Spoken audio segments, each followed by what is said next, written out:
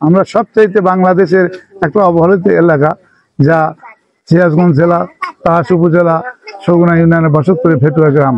এই গ্রামে কেউ কোনো নেতাও, আমাদের গ্রাম আছে কিনা সিরাজগঞ্জ জেলার একটা গ্রাম, তাও কেউ জানে না মনে হয়।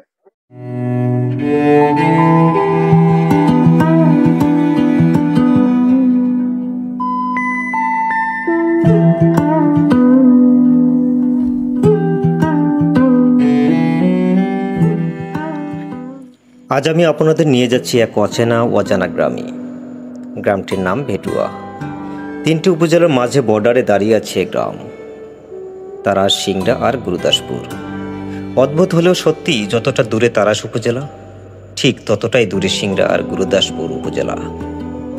কিন্তু প্রশ্ন হলো, কেন এই গ্রামকে অনেকেই চেনেন না? কেন তারাস উপজেলার প্রায় 80% মানুষও জানেন না ভেটুয়া গ্রামের নাম? এর উত্তর লুকিয়ে আছে গ্রামে যাওয়ার পথে। কারণ এই গ্রামে পৌঁছতে হলে আপনাকে পাড়ি দিতে হবে কাদা, জল আর দুর্গম পথ।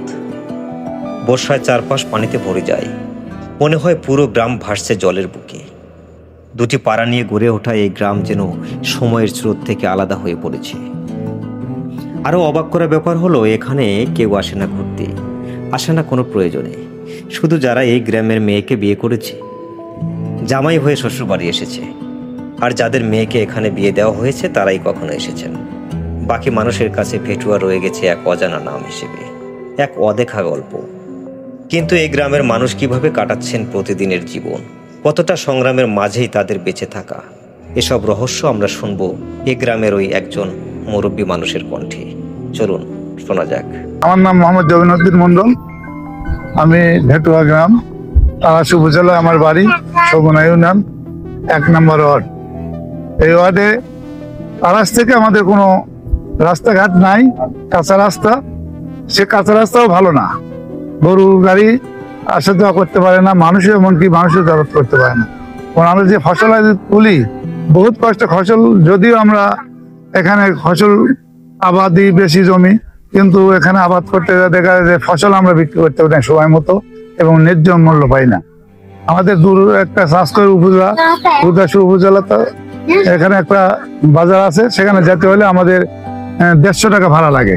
দেখা যায় এখানে ধান আমরা চাষ করে 1600 টাকা বেচি, এখানে আমার 1200 টাকা বেচতে হয়। আমরা সেই দিক থেকে আমরা একই কৃষি অবস্থায় আমরা খুবই লাঞ্ছিত অবস্থায় আছি, এবং আমরা ন্যায্য মূল্য পাই না। এবং কি আমাদের কোনো লোকজন যদি অসুস্থ হয়ে পড়ে, তাদেরকে আমরা চিকিৎসা অবস্থায় কোনো জায়গায় নিয়ে যেতে পারি না। গেলে তারাস যাবো, এখানে তারাস থেকে কোনো পাকা রাস্তা নাই। হেদারখাল থেকে ধাপতে তুলে হয়ে ভেটুয়া আসতে হয়, সেখানেও রাস্তা যোগাযোগ খুব খারাপ। এমনকি আমাদের রুগী অকালে দেখা যায় যে চিকিৎসার অভাবে আমরা মারা যাচ্ছি। এই গ্রামের কোনো নেতা বা কোনো উপজেলার থেকে কোনো অনুদান আমরা পাই না। স্কুল কলেজে, আমাদের গ্রামে একটা প্রাইমারি স্কুল আছে, হাই স্কুলে যেতে হলে আমাদের ছাত্র এবং ছাত্রী অনেক দূর যেতে হয়, গুরুদাসপুর উপজেলা যেতে হয়, না হলে তারাসে তো যাওয়াই যায় না, রাস্তাঘাট নাই। এই তো আমাদের অবস্থা। আমরা সবচাইতে বাংলাদেশের একটা অবহেলিত এলাকা, যা সিরাজগঞ্জ জেলা তারাস উপজেলা সগুনা ইউনিয়নে বসত করে ভেটুয়া গ্রাম। এই গ্রামে কেউ কোনো নেতাও, জেলার একটা গ্রাম, তাও কেউ জানে না মনে হয়।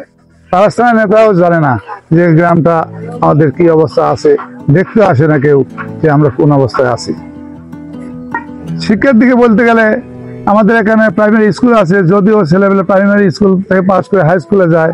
দেখা যায় যে গুরুদাসপুরে একটা স্কুল আছে, সেটা হলো বিলসে গ্রামে।